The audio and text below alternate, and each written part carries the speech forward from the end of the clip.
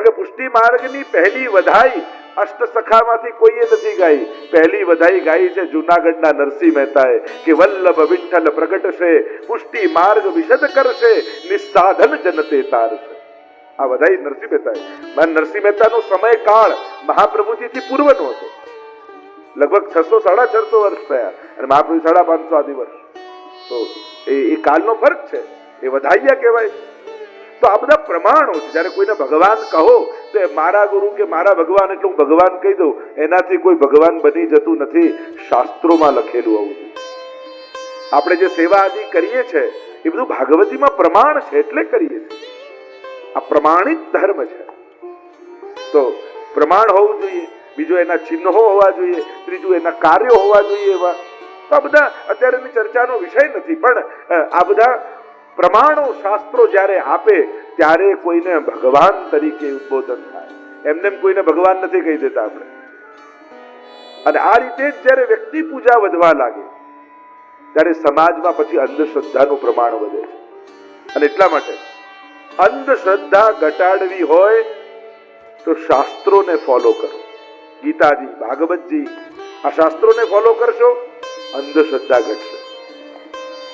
આપણા બધાની તકલીફ એ કે અન્ય ધર્મના લોકોને જેમ ક્રિશ્ચિયનિટી ને બાઇબલ જેટલી ખબર હોય છે, જેટલું મુસ્લિમ ભાઈઓને કુરાન વિશે ખબર હોય છે, એટલું આપણા હિન્દુઓને ગીતા અને ભાગવત વિશે ખબર છે?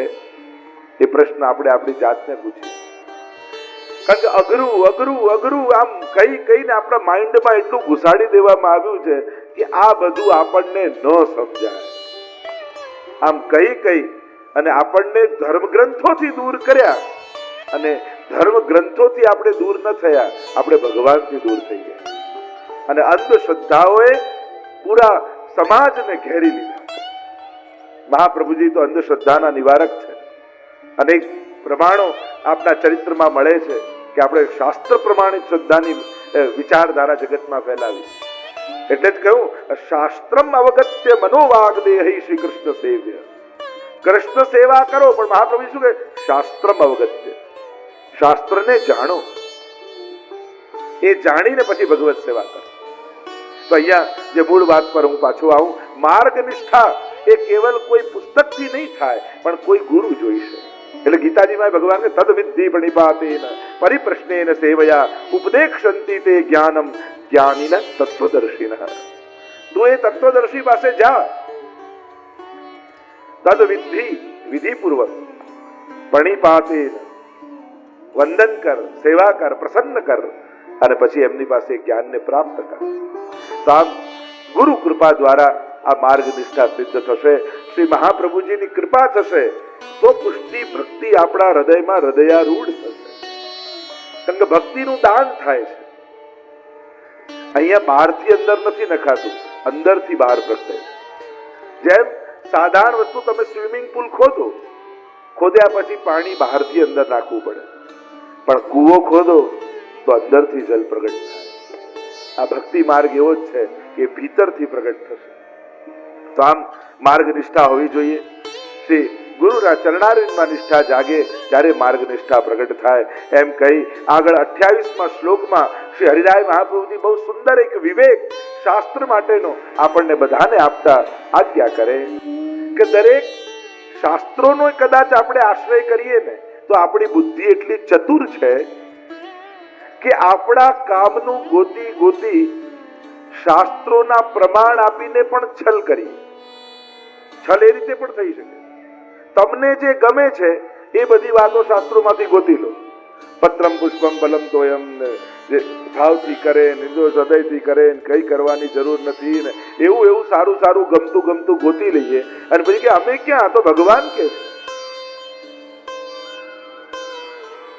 આમ કહી અને શાસ્ત્ર વાક્યોનો પણ અનુવાદ સ્વબુદ્ધિથી કરીએ. જો શાસ્ત્રોને માંથી પણ કઈ રીતે નુકસાન થાય કે જ્યારે શાસ્ત્રો છે એનો પણ અનુવાદ સ્વબુદ્ધિથી કરો. મને આવું લાગે છે, મારી આવી વિચારધારા છે, મારો આવો અર્થઘટન છે, પણ એ તારો હોઈ શકે છે, એ શાસ્ત્ર કહેનારાનો નથી. આપણે કેમ મહાપ્રભુજીના આશ્રયથી ભાગવતજીનું અધ્યયન કરીએ છીએ? કેમ સુબોધનીનો આશ્રય? અને સ્વયં હરિરાય મહાપ્રભુ તો આજ્ઞા કરે, નાશ્રિતો વલ્લભાધીશો ન ચ દ્રષ્ટા સુબોધિની ન રાધી રાધિકા નાથો વૃથાત્ત જન્મ ભૂતલે. જ્યારે સુબોધિનનો આશ્રય કર્યો નથી તો અન્ય લોકોની ટીકાઓ અને મહાપ્રભુજીની ભાગવતજીની પરની ટીકામાં ફરક શું? તો કે અન્ય લોકો ભલે ગમે તેટલા વિદ્વાન હોય પણ એ વિદ્વત્તામાં પોતાની બુદ્ધિ પ્રમાણે અર્થો કરે છે, અને જેની જેવી તીવ્ર બુદ્ધિ એવા સુંદર સુંદર અર્થો કરી શકે કે મનને ને બુદ્ધિને વાંચતી વખતે આનંદ આવવા લાગે એવા અર્થઘટનો થાય.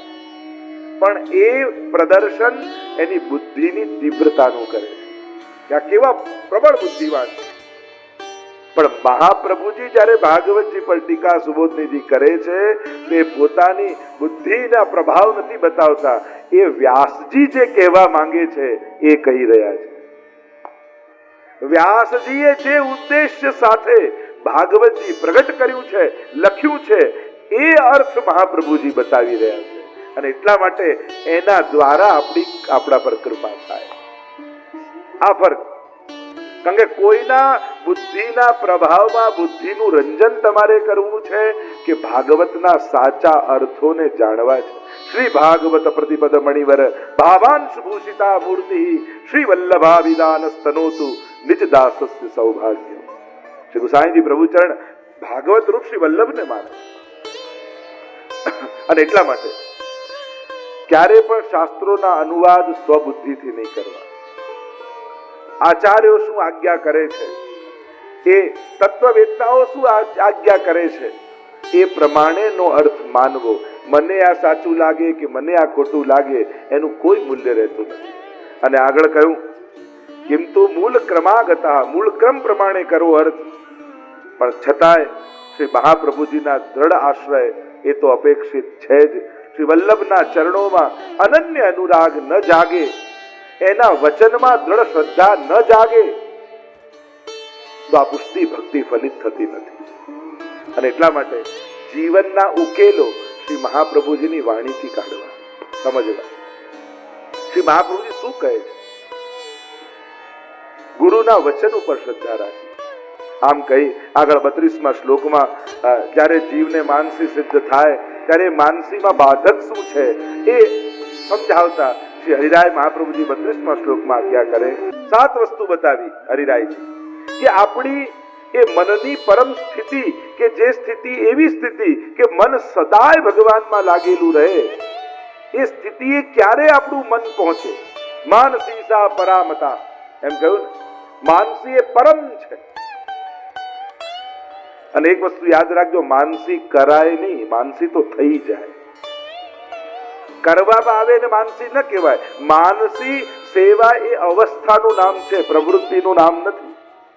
કારણ કે જે દિવસે તમે એ અવસ્થામાં આવી જાઓ એટલે બધી પ્રવૃત્તિ શરીરની શાંત થઈ જાય અને મન અખંડ ભગવત સેવામાં લાગી જાય. માનસી સા પરામતા. આસ્કરણદાસજીને હતી એટલે યુદ્ધના મેદાનમાં એ માનસી ચાલી રહી હતી. આપણે ત્યાં તો વાર્તામાં આવે છે ને, પેલા કંજૂસ શેઠની વાર્તા આવે છે. સેવા તો કરું પ્રભુ, ગુરુજી પાસે ગયા ને કહ્યું કે સેવા તો કરું પણ એવી સેવા બતાવો કે જેમાં 1 રૂપિયાનો ખર્ચો ના થાય. અને ગુસાઈજી તો પરમ દયાલ છે એટલે કહ્યું જા તને માનસી સેવાનું દાન આપું છું. માનસી સિદ્ધ થઈ ગઈ. પણ ઘણી વાર કૃપા થાય ને તોય ઘણી વાર સ્વભાવ નડી જતા હોય છે. કૃપા થઈ ગુસાઈજીની પણ સ્વભાવ ક્યાં કાઢે આવી ગયો. એકવાર માનસીમાં ઠાકોરજી માટે દૂધ સિદ્ધ કરતા હતા. દૂધમાં બધા ઉત્તમ પદાર્થો પધરાયા, ખાંડ નાખી, પણ સ્વભાવ કંજૂસ ને એટલે એને થયું કે કદાચ 1 મુઠ્ઠી ખાંડ વધારે પડી ગઈ દૂધમાં.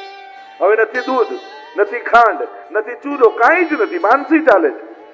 પણ સ્વભાવ એવો કેમ થયું કે 1 મુઠ્ઠી વધારે પડી ગઈ તો માનસીમાં દૂધમાં હાથ નાખ્યો ખાંડ કાઢવા માટે, અને ઠાકોરજી હાથ પકડી લીધો. અરે આમાં તારું શું જાય છે, કઈ જ નથી તો એમાં કંજૂસ. પણ જોવાનું એ હતું કે ઠાકોરજી હાથ પકડી લીધો. તો માનસી અવસ્થા એ તનુ વિત્તજા સેવા કરતા કરતા માનસીની પ્રાપ્તિ થાય છે. આપણે જે મનથી કરીએ એ સેવાની ભાવના કહેવાય કે અમે સેવા ભાવના કરીએ, પણ માનસી સેવા ન કહેવાય. સેવાની માનસી કહી શકાય પણ માનસી સેવા ન કહી શકાય. માનસી સા પરામતા, એ તો પરમ છે. એમાં 7 વસ્તુ બાધક છે એમ કહ્યું. પહેલું કહ્યું ઇન્દ્રિયો, ઇન્દ્રિયાણ. સુબોધનીમાં પણ મહાપ્રભુજી આજ્ઞા કરે છે કે 2 પ્રકારની ઇન્દ્રિયો દ્વિતીય સ્કંદમાં કહ્યું કે આસુરી અને દૈવી. આસુરી વધારે બલિષ્ઠ છે એમ કહી રહ્યા સાધુ.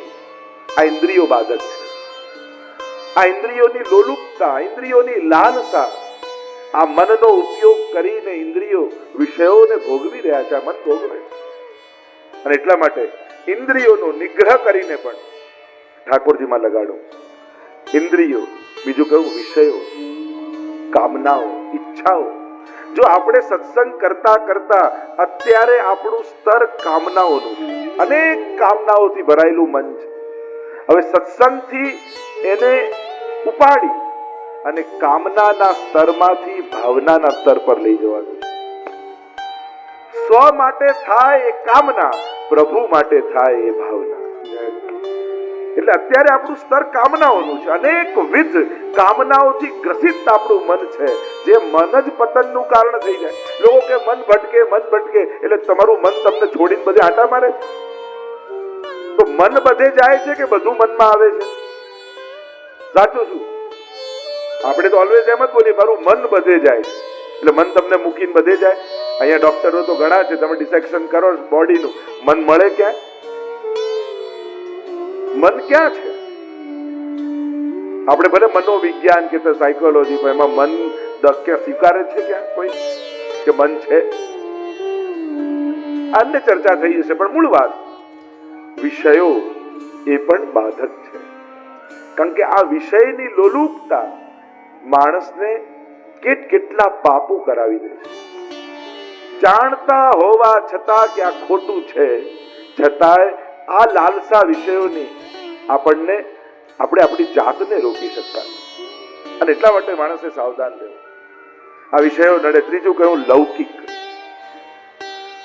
મેં કહ્યું કોઈ પદાર્થ લૌકિક હોતું નથી, એના ઉપયોગ કરવાની વૃત્તિ લૌકિક કે અલૌકિક હોય છે. ચોથું કહ્યું આપણી બુદ્ધિ. આ બુદ્ધિ ત્યારે કહેવાય, સુમતિ ત્યારે કહેવાય જ્યારે આપણા ભક્તિમાં એ સહાયક થઈ જાય. પણ હંમેશા બુદ્ધિ કંઈક જુદું વિચારે. બુદ્ધિનો નેચર કેવો છે? બુદ્ધિ બહુ સ્વાર્થી છે. જોજો,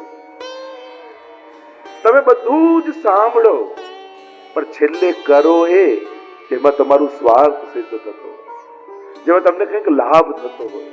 એટલે બુદ્ધિને પગનું અંતર કેટલું? 5 ફૂટ, 5.5 ફૂટ. પણ અહીંયાની વાત અહીંયા સુધી આવતા આવતા 80 વર્ષ નીકળી જાય છે.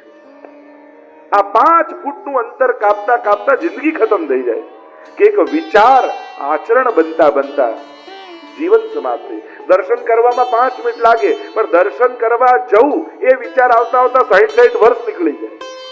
બાકી દર્શન કરવામાં ક્યાં વાર લાગે? 5 મિનિટ લાગે. પણ સીડીઓ ચડવાની ઈચ્છા થવી, એમાં 60 વર્ષ જિંદગીના ગુજરી જાય. અને એટલા માટે આ બુદ્ધિ પણ ઘણીવાર પ્રતિબંધ બની જાય છે, આપણને છેતરનારી થઈ જાય છે. અને એટલા માટે એનો નિગ્રહ કરો. જો તમારે લાખોમાં એક બનવું છે, આપણે જેમ ઈચ્છીએ ને કે હું આમ મહેનત કરું, આ જગ્યાએ પહોંચી જાઉં, કોઈએ પામ્યું ના હોય, આમ લાખોમાં એક થઈ જાઉં. તમારે થવું છે લાખોમાં એક? તમને સાવ સહેલો રસ્તો બતાવો. તમારે ક્યાંય કોઈ મહેનત કરવાની જરૂર નહીં, ક્યાંય કોઈ પામવાની જરૂર નહીં, ક્યાંય કોઈ પહોંચવાની જરૂર. કારણ કે ઘણા લોકો એમ માને કે ખૂબ મહેનત કરી, હોશિયારી કરી અને કોઈ એવી જગ્યાએ, એવા સ્થાને ને એવા પદે પહોંચો તો તમે લાખોમાં એક કહેવાય. હું તમને સાવ ઈઝી રસ્તો બતાવી દઉં. લાખોમાં એક થવું હોય એમ કરો, તમે તમારો ક્રોધ છોડી દો. લાખો લોકોનો નથી છૂટતો, તમે લાખોમાં એક થઈ જશો. તમે તમારી ઈર્ષા છોડી દો, લાખો લોકોની નથી છૂટતી, તમે લાખોમાં એક થઈ જશો. તમે તમારો દ્વેષ છોડી દો, તમે લાખોમાં એક થઈ જશો, લાખો લોકોને નથી છૂટતો. કેટલો સહેલો રસ્તો! લાખોમાં એક થઈ જાઓ, ખાલી ક્રોધ છોડીને, ખાલી ઈર્ષા છોડીને, ખાલી દ્વેષ છોડીને. કંઈક પામીને યા ક્યાંક પહોંચીને જ વિશેષ નથી થવાતું, કંઈક બદલાવ કરીને પણ વિશેષ થઈ શકાય છે. કંઈક છોડીને પણ વિશેષ થઈ. એ ગણિત આપણે ભૂલી જઈએ છીએ. તમે આખી એક મહાત્માઓની પરંપરા જુઓ, એમણે ક્યાંય સંસારનું કંઈ પામ્યું નહીં, પણ પોતાની અંદર રહેલું કંઈક છોડ્યું તો કરોડોમાં એક થઈ ગયા. એટલે એ ગણિત તમે ગણશો તો કરોડોમાં એક થવાય છે, લાખોમાં એક થવાય છે. આપણે એમ માનીએ છીએ કે ના, કંઈક બહુ જ પરિશ્રમ કરી આખી જિંદગીનો ભોગ આપી કોઈ એવા વિશેષ સ્થાન ઉપર પહોંચીએ તો જ વિશેષ બનાય. ના, પરિવર્તન કરીને પણ વિશેષ થવાય. અહીંયા શ્રી હરિરાય મહાપ્રભુ સમજાવે બુદ્ધિ, પાંચમું કહ્યું પ્રતિબંધ, છઠ્ઠું કહ્યું ઉદ્વેગ, સાતમું કહ્યું લૌકિક ભોગ. આ બધા માનસી સેવામાં બંધન કરતા છે, કારણ કે આ બધા મનને પકડી રાખે છે, ભગવાન તરફ જવા નથી દેતા. અને એટલા માટે અહીંયા શ્રી હરિરાય મહાપ્રભુજી આપણને સમજાવે છે આગળ 33મા શ્લોકમાં આ ભગવત ભાવમાં પ્રતિબંધ શેનાથી આવે છે. જો ભાવ આપણે બધા જ ઈચ્છીએ છીએ, ઘણા લોકો આવીને વિનંતી કરે કે આશીર્વાદ આપો, અમારી અંદર ભક્તિ જાગે, ભાવ જાગે, પ્રભુમાં પરમ અનુરાગ જાગે. તો આ ભક્તિ પ્રાપ્તિમાં પ્રતિબંધ શું છે? સૌથી પહેલું કહ્યું દુષ્ટા અન્ન ભક્ષણ. આ બુદ્ધિ અને મન ક્યાંથી બગડવાની શરૂઆત થાય?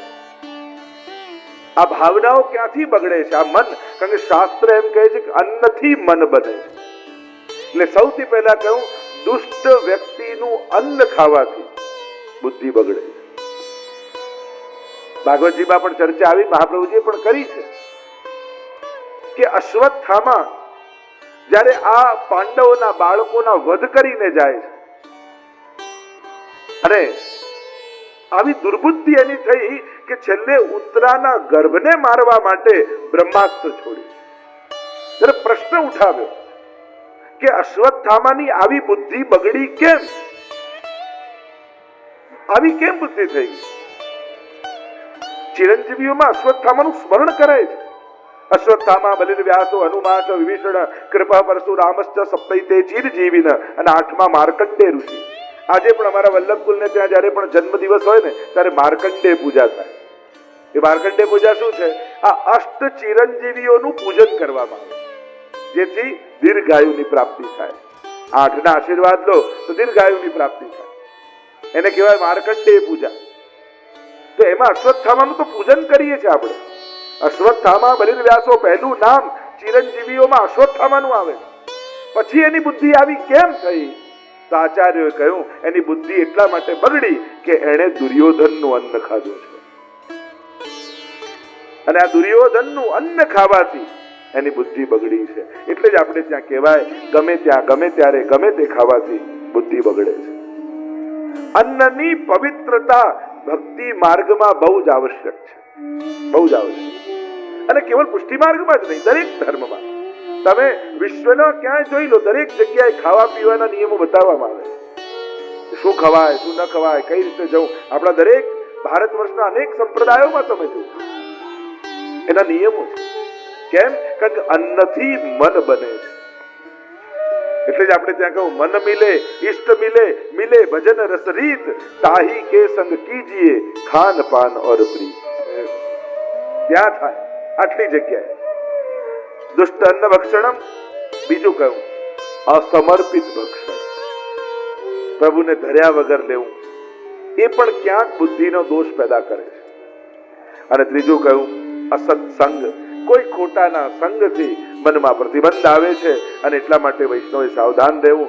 આગળ 34 અને 35મા શ્લોકમાં દુર્ભાવથી બચવા ભગવદીઓએ 5 પ્રકારના કર્તવ્યો કરવા, અને 5 પ્રકારના કર્તવ્યો કે જે આપણને આ દુર્ભાવનાથી બચાવે છે એ કર્તવ્યો કયા એ સમજાવતા 34 અને 35મા શ્લોકમાં હરિરાયજી સમજાવે. તો લગભગ 7 લક્ષણ, 7 કર્તવ્યોની ચર્ચા કરી. સૌથી પહેલા કહ્યું દુસ્સંગનો ત્યાગ કરવો. સંગ બહુ મહત્વનો છે ભક્તિ માર્ગમાં. જો ખોટો સંગ જીવનમાં રાખ્યો તો ક્યારેક પતનનો વારો આવશે. એટલે બહુ જ મહત્તા આપી છે સંગની. સારો સંગ જીવનમાં રાખજો. બીજું કહ્યું આચાર્ય ચરણના ચરણારવિંદનો આશ્રય કરવો. શ્રી મહાપ્રભુજીના ચરણારવિંદનો આશ્રય કરે એની ભાવના શુદ્ધ રહે. ત્રીજું કહ્યું ભગવદીનો સંગ કરવો. ચોથું પુષ્ટિ માર્ગીય રીત પ્રમાણે સ્થિતિ કરવી. જે આપણા માર્ગની મર્યાદા છે એ પ્રમાણે ભક્તિ કરવી. આપણી મર્યાદાઓ કઈ છે એ આપણે જાણવું જોઈએ. આપણા નિયમો કયા છે એ આપણે સમજવું જોઈએ. પુષ્ટિ માર્ગમાં શું કરાય શું ન કરાય એનું જ્ઞાન આપણને હોવું જોઈએ. પ્રભુને ભજીએ છીએ, આપણે સેવા કરીએ છીએ, એમાં શું સાવધાની રાખવી? આગળ કહ્યું ગુરુની આજ્ઞા પ્રમાણે સેવા કરવી. આગળ કહ્યું વિષયમાં વૈરાગ્ય રાખો, સંતોષ રાખો. અને છેલ્લે કહ્યું હંમેશા આનંદમાં રહી સદાનંદ રૂપ શ્રી કૃષ્ણની સેવા કરવી. વૈષ્ણવે સદા પ્રસન્ન રહેવું જોઈએ. આ મનનું તપ છે. ઉત્તમ ભાવના સિદ્ધ કરવા માટે પ્રસન્નતા જરૂરી છે.